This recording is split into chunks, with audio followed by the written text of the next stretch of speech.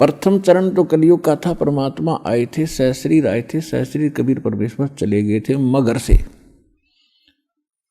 अब ये पिछली पीढ़ी है जो अब स्टार्ट हुई, इसमें कंप्लीट कोर्स है भक्ति का और निरसंशय है, कोई डाउट नहीं, सब प्रमाणित है। अब जो भक्ति करेंगे वो पार हो जाएंगे, मर्यादा में रहेंगे अंतिम सांस तक, वो तो सतलोक चले जाएंगे। फिर क्या होगा, 1000 वर्ष के बाद इस भक्ति में बहुत से ऐसे नालायक काल के दूत घुसेंगे, वो धीरे धीरे इनकी भक्ति खराब करवाना शुरू करेंगे। और उस समय जो सच भक्ति जितने समय वो कर चुके और उसके बाद मार्ग दिशा बदल ली, उनके साथ क्या बनेगी कि जैसे पुण्यात्माओं एक श्वास के मंत्र का जो इस दास से प्राप्त करके आप एक श्वास भी मंत्र का ले लेते हो सतनाम का,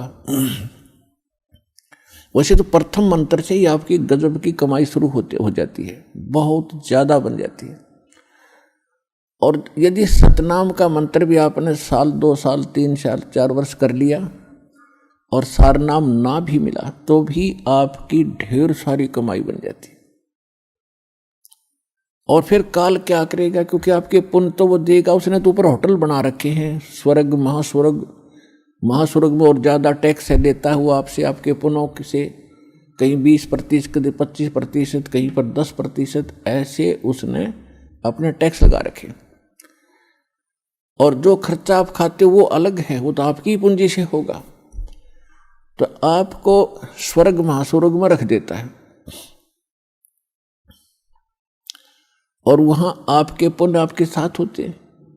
जब महास्वर्ग के अंदर आपके पुण्य खत्म हुए उसके बाद स्वर्ग में ले आता है, नीचे एक अलग से एक स्वर्ग है, उस महास्वर्ग से अन्य जो कॉमन स्वर्ग है, उसमें भी जब आपके पुण्य खत्म हो जाते हैं फिर आपको पृथ्वी पर डाल देता है। तो वो पुण्यात्मा इतना समय वहाँ रहती हैं स्वर्ग में, महास्वर्ग में, फिर उनको सतयुग में प्रारंभ में जन्म देता है। इस भक्ति युग में की हुई भक्ति उनकी इतनी प्रबल हो जाती है कि फिर वो सतयुग में प्रथम जन्म लेते हैं।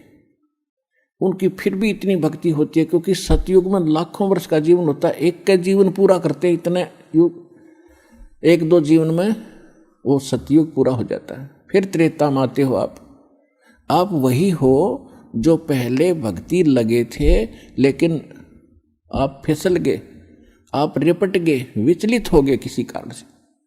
और परमात्मा का विधान है, जो जन मेरी शरण है ताका हूँ मैं दास, और गेल गेल लाग्या फिरूं जब तक धरती आकाश।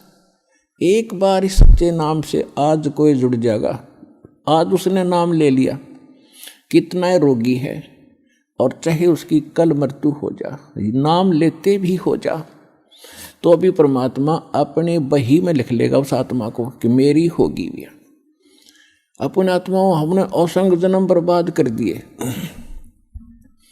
असंख्य जन्म मनुष्य के खो चुके हो आप।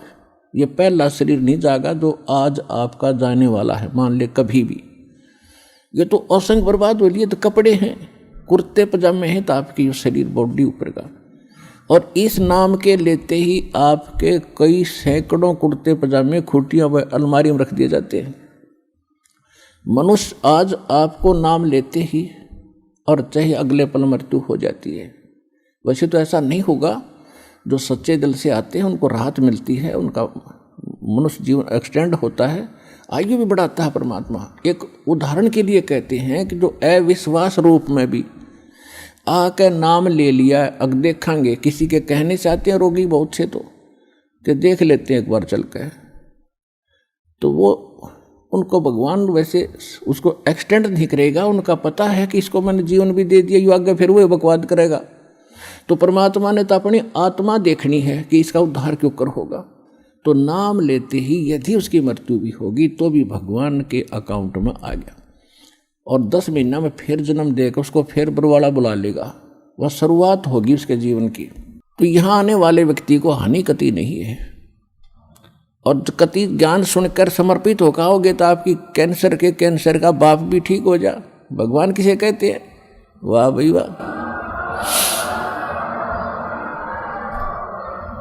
यहां पर कम से कम लाखों भक्तों के कैंसर तक के रोग ठीक हो चुके, जिन्होंने समर्पित भाव से परमात्मा पर विश्वास करके नाम लिया और मर्यादा निभाई। क्योंकि दुखी आदमी मर्यादा खूब निभाता है, सुखी तक गड़बड़ कर देता है, समाज को गणा देखे। उसने तो अपनी जान दिखाई देती है, तो उस पर जल्दी राजी हो है भगवान, जल्दी प्रसन्न होता है, उसका जीवन भी बढ़ावेगा और उसको रोग से मुक्त भी करेगा।